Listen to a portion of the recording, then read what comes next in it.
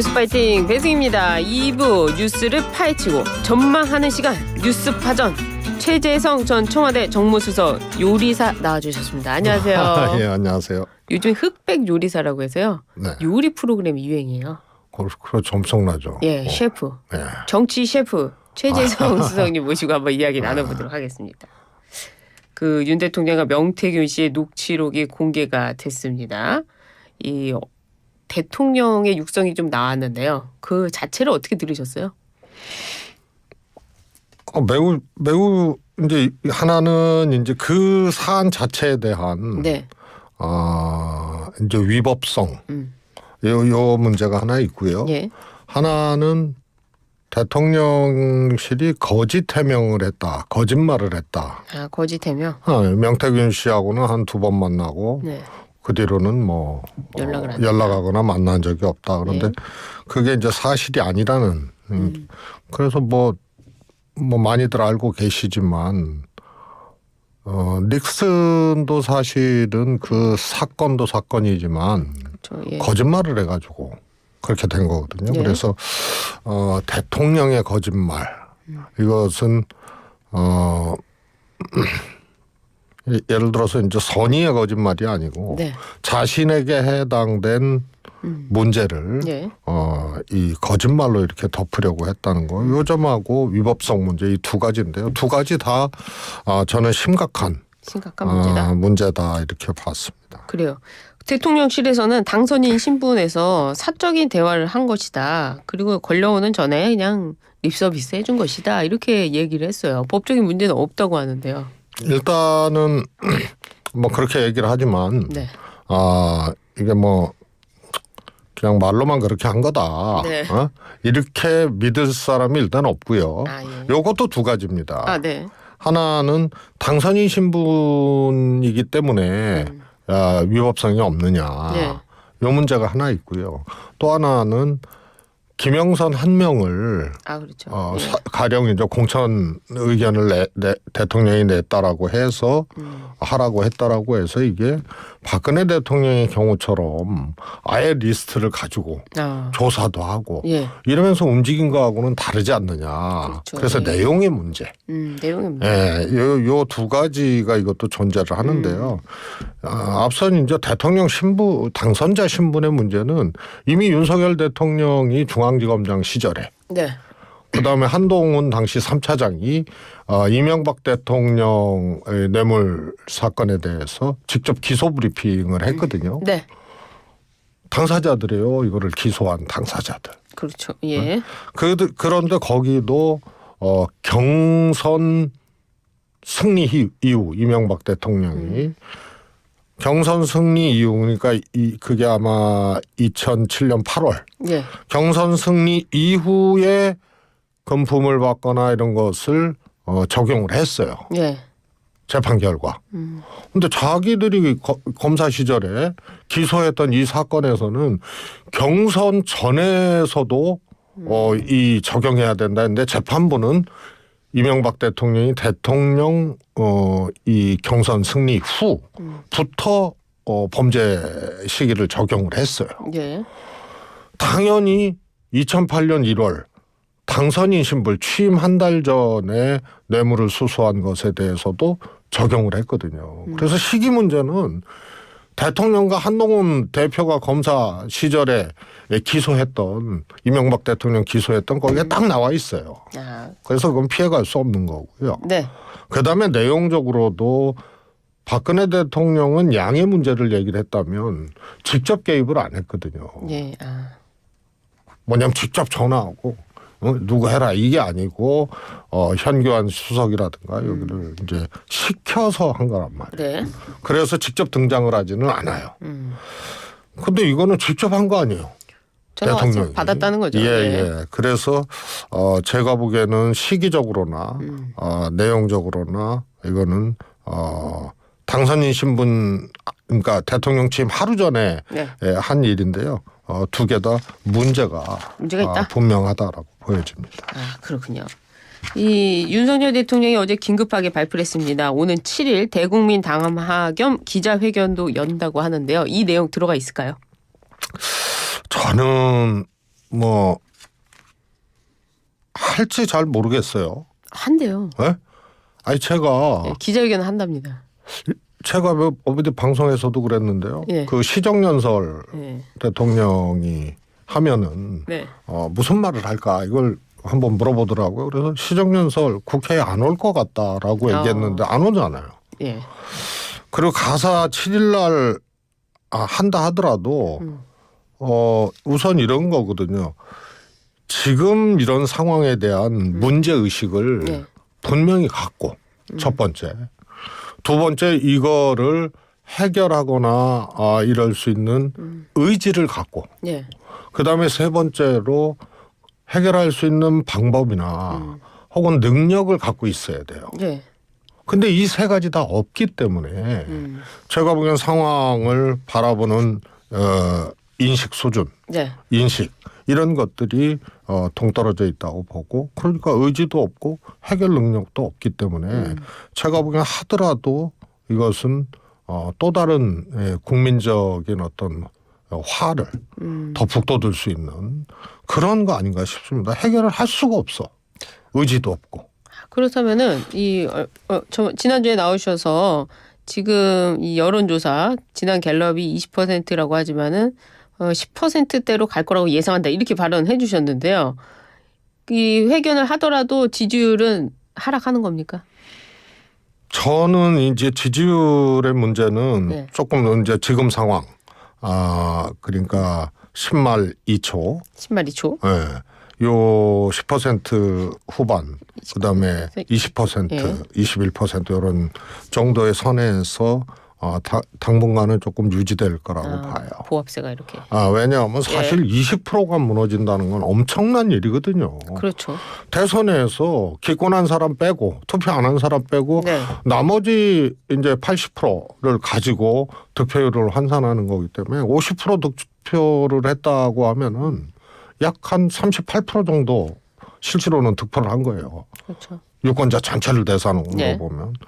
그래서 그 지지율에 반토막이 난 거거든요. 그렇죠. 그러니까 대통령 지지율 뭐 19%다 혹은 17%다 이거는 20% 무너진 거는 그야말로 이제 더 이상 국정 운영을 할 수 있는 기본적인 에너지 자체가 그냥 소멸돼 버린 거예요.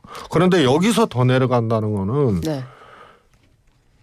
굉장히 어려운 문제예요. 그럼 10%대도 무너지는 방향으로 갑니까? 노무현 때처럼? 노무현 전 대통령처럼? 저는 결국은 지금 이제 연체금리 수준까지 간다고 봐요. 연체금리 몇 프로입니까? 보통 이제 이 제2금융권 예. 이게 하면은 한 8%, 9%막 이래야 돼.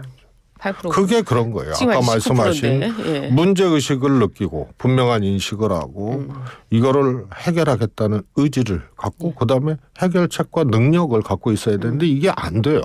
지금 이 정권 들어서 가지고요. 지금 이 상황을 어떻게 보겠어요? 국민들이 잘 모른다. 가짜 뉴스 탓이다. 예. 그다음에 이재명 탓이다. 예. 전 정부 탓이다. 뭐 전부 이렇게만 일관해 오고 있어서 나는 잘못한 게 없다. 억울하다. 네. 그리고 다 딴 사람으로 문제를 심지어는 국민 탓도 하는 거 아니에요? 가짜뉴스 운운하고 막 이러는 거는. 그래서 제가 보기에는 이거는 심각한 거고요. 그러다 보니까 네. 지금 국정운영 시스템 자체가 사실 저는 이 정권 초반부터 얘기를 했는데요. 김건희 여사가 제가 보니까요. 대선 때 제가 민주당이니까 이재명 후보 이제 지지하는 그런 네. 연설을 할 때 보니까 이런 말을 했더라고. 어떤 말이요? 여러분의 한 표는 대통령 한 명을 뽑기 위한 한 표가 아니고 윤석열 후보를 찍게 되면 사실상 대통령을 2명 뽑게 되는 이런 겁니다. 예. 그래서 이 김건희 여사 문제를 그때 제가 제기를 했어요. 그리고 이 정권 초기에도 공동정권이다라고 얘기를 했고 네. 두 분의 관계는 우위에 있는 이 김건희 여사다. 부부 관계에서 이제 관계 예. 우위에 있는. 그래서 이거 평가적인 지금 문제. 심각한 문제다. 예. 제2부속실 갖고 되질 않는다. 제가 그렇게 얘기를 했어요. 그 상황이 그 상황을 국민들이 목도하고 있는 거거든요. 그래서 대통령이 가서 이거 어떻게든 해결해야 되는데 해도 원인의 상당수가 김건희 여사로부터 오는 이런 거기 때문에요. 해결의 주체가 따로 있어요. 그래서 제가 그랬잖아요. 윤한 독대, 윤한 면담으로 네. 윤 대통령과 한동훈 대표 면담으로 해결될 게 아니고 그 한동훈 대표가 요구했던 사안이 다 김건희 여사 관련된 거 아니에요? 지금 그렇죠. 예. 한남동 라인 그 뭐 인사혁신하라고 그러고 뭐 이런 거 다 김건희 여사 관련된 거예요. 그렇기 때문에 김건희 여사하고 한동훈 독대를 통해서 해결을 해야지 당사자가 따로 있고 대통령에 네. 가장 큰 영향을 미치고 있는데 이게 되겠느냐. 그래서 해결의 주체로서 대통령이 제대로 서지를 못하고 있는 거예요. 그러니까 굉장히 기이한 현상이죠. 김민혁 국민의힘은 그 여론조사와 관련해서 명태균 게이트로 여론조사 신뢰성이 의심스러운데 여론조사가 무슨 의미냐 이렇게 얘기를 했습니다. 이게요. 저는 뭐 김민전 의원 얘기에 대해서는 뭐 딸리 이렇게 얘기할 필요조차도 못 느껴요. 그래요? 왜냐하면 네. 그렇게 잘못된 일종의 이제 조작된 여론조사를 가지고 예. 그걸 가지고 대통령한테 보고를 하고 대통령 후보한테 보고를 하고 네. 그걸 가지고 공표하지 않았다 하더라도 전파를 해서 이 정상적인 어떤 이 선거 상황을 흔들고 예. 그 아주 그게 고전적 어떻게 보면은 과거에 나쁜 수법 국회의원 선거에서도 당내 경선에서 그런 짓 하는 사람들이 있었어요. 그러니까 일종의 이제 거품이 들어가거나 조작된 여론조사를 가지고 자기가 이기고 있는 것처럼. 네. 그래서 더 문제죠. 그래서 김민전 의원은 이게 정말 이 사안의 본질하고는 전혀 다른 지금 얘기를 하고 있기 있는 때문에. 것이다. 예. 그럼 김민전 의원 말대로라면 더 문제죠. 그래요. 지금 속보인데요. 합참에서 북한 동해상으로 탄도미사일 발사했다고 하는데요. 자세한 내용 들어오는 대로 전해드리도록 하고요. 이어서 인터뷰 이어가도록 하겠습니다. 대규모 장애 집회를 민주당이 열었는데요. 김건희 여사 특검법으로 정부 여당을 압박했습니다. 예상보다 많이 안 모였다고 보여요. 경찰 추산 1.7만 명이라고 하는데 민주당은 10만 명이 모였다고 했다가 30만 명으로 고치는 소동도 있었습니다. 이런 부분들은 어떻게 보세요? 저는 뭐 항상 네. 경찰 추산하고 경찰 추산 다르죠. 집회 주최자들하고 항상 다르죠. 너무 다르지 않나요? 네, 너무 다르고요. 그래서 경찰 추산의 문제는 그 전부터 많이 이렇게 지적을 해왔고요. 경찰이 그 추산하는 방법이 있거든요. 네. 그것의 문제들을 지적을 해왔고요. 저는 뭐 2만 명이 모였냐, 10만 명이 모였냐, 30만 명이 모였냐, 이거는 뭐 크게 중요하지 않은 문제다. 그럼 뭐가 중요합니까? 지금 이제 민주당이 저는 방향은 잘 잡았다고 봐요. 그래요? 뭐냐면 예. 탄핵 얘기를 계속 하다가 이거는 박근혜 대통령 그 당시 상황하고 굳이 견주질 않더라도 예. 법적인 문제에 대해서 사실은 수사 내지는 이런 것들이 시작이 돼서 법적인 요소들이 작용을 해야 이제 탄핵으로 갈 수 있는 거거든요. 네. 그런데 지금은 아직은 그 단계가 아니에요. 그래서 제가 보기에는 퇴진 이걸로 방향을 잡은 것은 제가 보기엔 잘 정리한 거라고 보고요. 근데 이제 탄핵이나 이런 것이 늘 이제 뭐 안에서 이제 끓고 있는 문제이긴 하지만 이걸 전면에 내세우기는 어려운 상황에서 퇴진으로 방향을 잡은 거는 잘한 것이다 이렇게 보여지고요. 한동훈 대표가 대통령 사과를 요구하지 않았습니까? 이 윤 대통령이 대통령의 사과 받아들일까요? 저는 김건희 여사의 사과라든지. 뭐 할 수도 있다고 보는데요. 네. 지금요 대통령이나 여당의 해결책들이요 국민들의 이제 눈높이 또 기대 수준 여기하고 안 맞아요. 안 맞아요. 사과도 부족해요. 네. 아니 그리고 사과는 진짜 개나 주라 그럴 거예요. 국민들이 왜 그러냐면요. 이 김건희 여사 명품백 문제도 벌써 뭐 국민들이 사과해달라고 뭐 무릎 꿇고 비는 것도 아니잖아요. 그런데 최소한의 것이거든요. 네. 그런데 그거 없이 그냥 쭉 와요. 그런데 지금 뭐 사과다? 예를 들어서. 네. 그다음에 한동훈 대표가 특감 얘기를 해요. 네, 특감검사가. 윤한 면담하고 나온 네. 다음에. 그래서 그거는 제가 보기에는 이 상황에서 본질적인 해결책이 아니에요. 네. 그렇기 때문에 국민 눈높이하고 안 맞는 것을 해결책이랍시고 던진단 말이에요. 예. 그것도 제대로 특별감찰관 문제를 이 마침표를 찍고 네. 결론을 그렇게 낼 능력도 안 되면서 그렇게 했어요. 예. 그래서 제가 저거는 본질도 아니거니와 별것도 아니거니와 네. 그리고 여당 내에서 한동훈 대표가 분란을 일으키는 그런 소재로 해결하지도 못하는 소재가 될 것이다 했는데 그렇게 되잖아요. 그래서 대통령의 사과는 네. 지금 이렇게 엉망이 된 국정, 엉망이 된 나라, 엉망이 된 대통령의 이 리더십 네. 이것을 해결하라는 거죠. 아니 한동훈 대표가 대통령의 사과라든지 김 여사의 직시활동 중단이라든지 참모진 전면 개편 이런 부분들에 대해서 실제로 이게 별로 큰 의미도 없다는 걸 본인도 알 텐데 그럼 이걸 왜 주장하는 겁니까? 이 본질이 뭡니까? 한동훈 대표. 나는 한동훈 대표는 이거는 네. 일종의 대통령과의 관계에서 네. 여당 대표로서 윤석열 대통령하고 네. 차별화를 하는 차별화. 그런 최소한의 스텝이라고 봐요. 너무 빠르지 않나요? 그렇지 않죠. 이미 돌아올 수 없는 강을 건너버렸고 예. 대통령이 용산에 불러서 그야말로 한동훈 대표 제압하듯이 그렇게 해버렸고 네. 홀대를 넘어서는 장면들 아니에요. 네? 그리고 한동훈 대표는 나오자마자 특감을 얘기를 하고 예. 국민에 따르겠다, 민심에 따르겠다 이렇게 얘기를 하고 그래서 두 분은 그냥 갈등 정도가 아니고 어떻게 보면은 일종의 이제 권력 투쟁. 그래요. 이런 단계에서 이제 부딪혔기 때문에 네. 차별화가 빠르다. 차별화는 상황이 이미 그렇게 만들어져서요. 그래요. 예. 그렇게 가고 있는 거고요. 근데 이것이 해결책이 안 된다는 것을 알면서도 여당 대표가 할 수 있는 최소한의 스텝이었다고 봐요. 최소한의 스텝이었다. 네. 근데 한동훈 대표가 또 하나의 방법으로 이재명 대표를 만나는 것 같아요.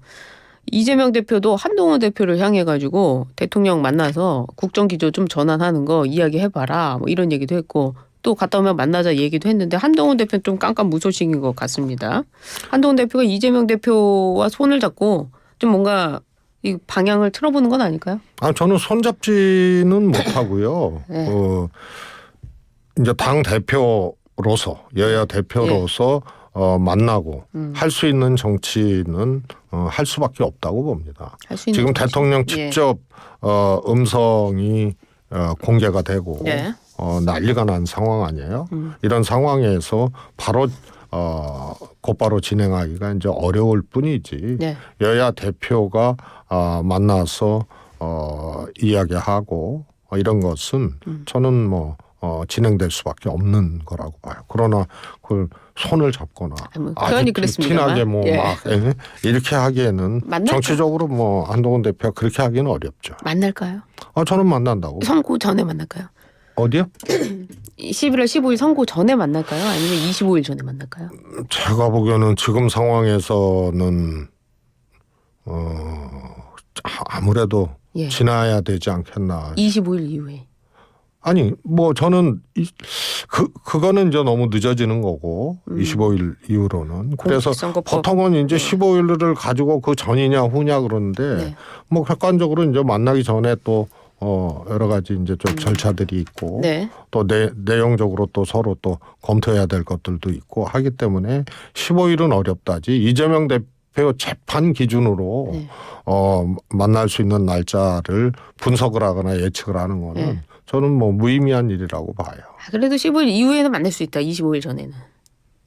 뭐 저는 그렇다고 봐요. 11월에는 만나지 11월에 않겠다. 만나나.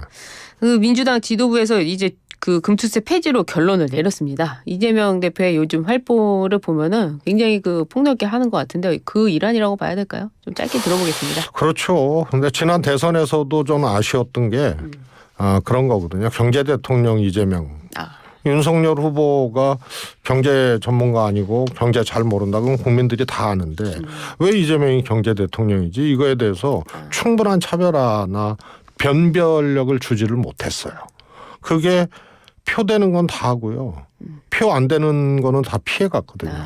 그래서 금투세도 네. 저는 폐지냐 아니냐의 문제보다 적어도 수권 능력을 이 하나로 보여주려면 네. 종합적으로 분석하고 종합적인 안을 내놔야 된다. 이런 이제 아쉬움이. 알겠습니다. 오늘 뉴스파전 여기까지 만들어야 될 것 같습니다. 지금까지 정치 셰프 최재성 전 청와대 정무수석과 함께했습니다. 감사합니다. 감사합니다.